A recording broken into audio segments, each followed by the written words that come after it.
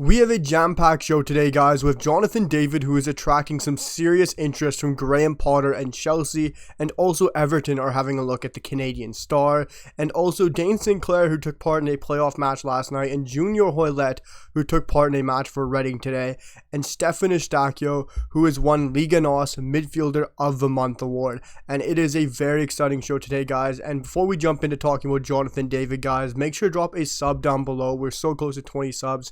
Let's keep moving along. Hit the comments down below and drop a like, and we're going to jump straight into things, because of course Jonathan David is attracting some serious interest from the Premier League right now. He's getting a lot of talk from Fabrizio Romano about Manchester United, and now today Graham Potter has come out talking about signing him, or really having concrete interest in him after the World Cup in January. And this would be a very big move for Jonathan David. He's not moving to a smaller club or just a stepping stone. This would be joining one of the biggest clubs in world football, in Chelsea Football Club. And what Jonathan David has done this season has been nothing but utter perfection. He has been outstanding, having 11 matches played for Los Lille, scoring 9 goals and 2 assists. That is 11 goal contributions in 11 matches. And we all know last week for his match with Los Lille, begging to and becoming Los Lille's record goal scorer ahead of Eden Hazard. And that is some high class elite competition he has jumped ahead of. And he is breaking records. He is scoring goals. He's the leading goal scorer in Liga, ahead of guys like Neymar, Mbappe, Ben Yedder, Messi. He is doing it all. And the fact he's now getting interest in Manchester United, Chelsea, concrete interest, it's not just little rumors, is absolutely humongous for a Canadian men's national team player. And also, he has also had some interest from Everton, which I find very odd and very interesting as well. There was a tweet out from Florian Plattenberg, who goes on saying that he has been told that Everton was very interested in a transfer in 2023, but there was no concrete offer, no option for the 22-year-old striker anyway, because he wants to join a club who is a top 12 club in Europe, which of course makes sense. Jonathan David is of course a top 12 club player. He's been absolutely brilliant. But the fact that he's been told that he no longer wants to play anyone else that is not a top 12 club is very interesting. So that means he wants to be with one of the big boys, a Bayern, a Real Madrid, a Barcelona, a Chelsea, a Manchester United, and you guys know the 12. It is outstanding that he wants to be with those top 12, because he is definitely at that mark. And no, of obvious, he's not going to Everton. That is by far never going to happen. But we got to look at this Chelsea interest.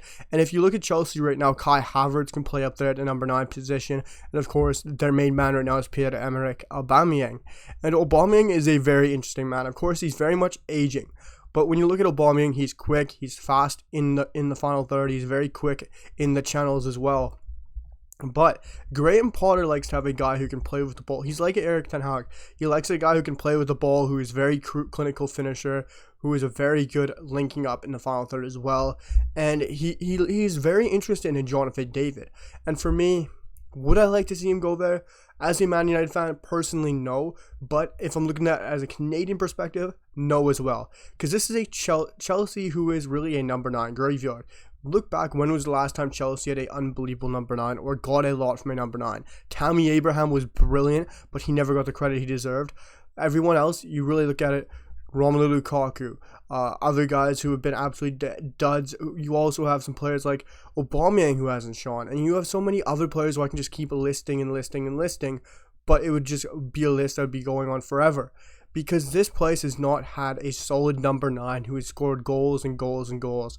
And this is a Chelsea who have always been at the top level, but have never had that striker who has scored loads of goals since a Didier Drogba, Diego Costa, who are guys who come to mind. Even Fernando Torres wasn't bad. But it's a very interesting place for Jonathan David to go. And Graham Potter has completely changed Chelsea. And for me, I like the way Chelsea look. And Chelsea are a very exciting side now, and I'm very scared to come up against them, because they're a solid side now. And they are looking like a top class team under Graham Potter, and I'm excited to see what he can do with them. But I don't want to see Jonathan David there. As personally me, I think he would be perfectly suited at Manchester United. And of course, we're going to be getting those rumors so much now, with how much Fabrizio Romano is praising him towards Manchester United, how he'd be a cheaper, better option to play in Erik ten Hag's final third. But it's going to be very interesting to see where Jonathan David ends up. And guys, let me know where you guys think he's going to go. Is Jonathan David going to go to Manchester United? Is he going to go to Chelsea? Is he going to go Bayern Munich? Let me know what you guys think, because it is going to be a very interesting time talking about Jonathan David in the next couple of months, as he might move in January or could move in the summer. But we also had our third string goalkeeper last night take part in the 25-year-old Dayne St, who I highly rate, played very well for Minnesota United in their 5-4 loss in penalties in a very crucial match to FC Dallas, where they fall out of the playoffs. But for me, Dayne St. earns a move to Europe. I don't know where he goes, but I think he very much needs to earn himself a move to Europe. He was very good in the MLS, one of the best goalkeepers, and if you can get a Matt Turner earning a top-class move like to Arsenal, yes, that has a lot to do with the United States hierarchy and be able to have a lot of pull with their ownerships down there. But Dayne St. for me, is a top-class goalkeeper in the MLS and can definitely move to Europe. I think he deserves it this summer, and I'm going to be very interesting to see if he can earn that for himself. Or who knows, maybe Montreal want to go in and get Dayne St. If they did it with Alistair Johnston, maybe next year they go and nab himself Dayne St. and then he takes that step to Europe. Who knows, because like we say, goalkeepers can play into their late 30s in soccer. That's just a thing that can happen, because as a keeper, yeah, you might not look at it as a 24, 25, 26 position, but once you get to your 29, 30, 31, you are a top-class goalkeeper, and you're going to keep improving. Because it's a position that comes with experience, it comes with quality and know-how. But the level Dayne St. has been playing at has been utterly brilliant. He faced an XG last night of 3.35. He made 8 saves and only allowed 1 goal through 120 minutes, having 7.4 rating on FootMob. He was absolutely brilliant. Also very good with his passes as well, completing about 52% of them. His long balls were pretty poor, only 20% for 3 out of 15. Saves inside the box was phenomenal for 5. Dayne St. had a very good playoff match last night, guys, and I truly think he deserves a move to Europe. Let me know what you guys think down below in the comments. And also, I'm going to have this is going to be a 5 p.m. upload from my CANMNT News Daily. And let me know what you guys think of this new upload time, as I think it'd be good that all the players kind of wrap up their games around 5 o'clock, especially the players in Europe now, because I wanted to get Junior Hoilett involved in this video, and Junior Hoilett had a very good game today. Yes, his club went ahead 2-0, and then they ended up losing 3-2 in a very crucial match at Swansea. It is crucial because Reading are doing so well in the championship right now and need to keep winning, keep up this form. The fact that it fell to a competitor for promotion and fell behind when they're up 2-0 is absolutely brutal. But Junior Hoilett played inside in really a left center mid role in a 3-5-2. Of course, we know that is a bit of John Herdman's system, and Junior Hoilett played pretty well, earning himself an average performance, a 7 rating on FootMob. Very accurate with his passes, 15 for 24.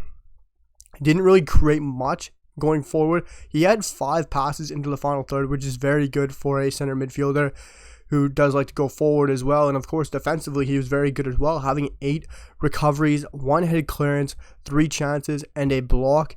And defensive-wise, he won his aerial duel and was fouled twice. So it shows his skill in the ball and how good he still is as his ripe age.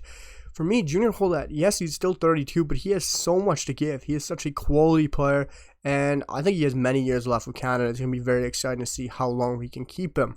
But we got to end up the video with the Liga Nos midfielder of the month, the man who has really shown himself in Portugal, and that is Stefan Eustaquio. Stefan Eustaquio has now earned himself the September midfielder of the month in the Liga Nos in Portugal, and this is absolutely monumental. You look at some players in that league, of course, even players with him in his team, Grujic and Uribe. Uribe is a quality midfielder that they have at Porto, and you look at some of the midfielders that they have in Premier Liga.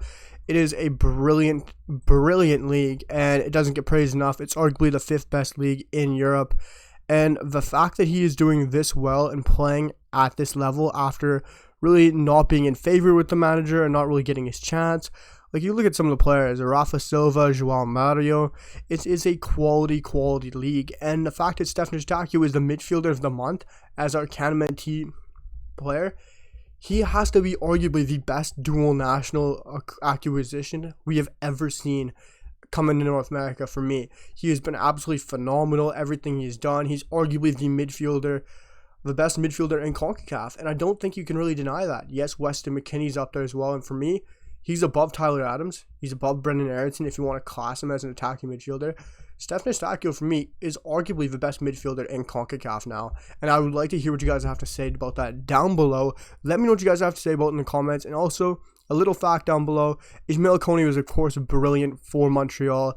And another fact that I found that I have to bring up is at just 20 years old and 122 days old, Ismail Kone became the 4th youngest player in MLS history to score a game-winning goal in the MLS Cup playoffs. Absolutely brilliant from our young 20-year-old Canadian generational talent Ismail Kone. Let me know what you guys think down below about Jonathan David's transfer, how Dayne St. and Junior Hoilett fared, and what you guys think about Stephen Eustaquio. Drop a comment, hit that sub button, and let me know what you guys think of my new CANMNT daily videos, and we'll see you guys for the next one. Peace.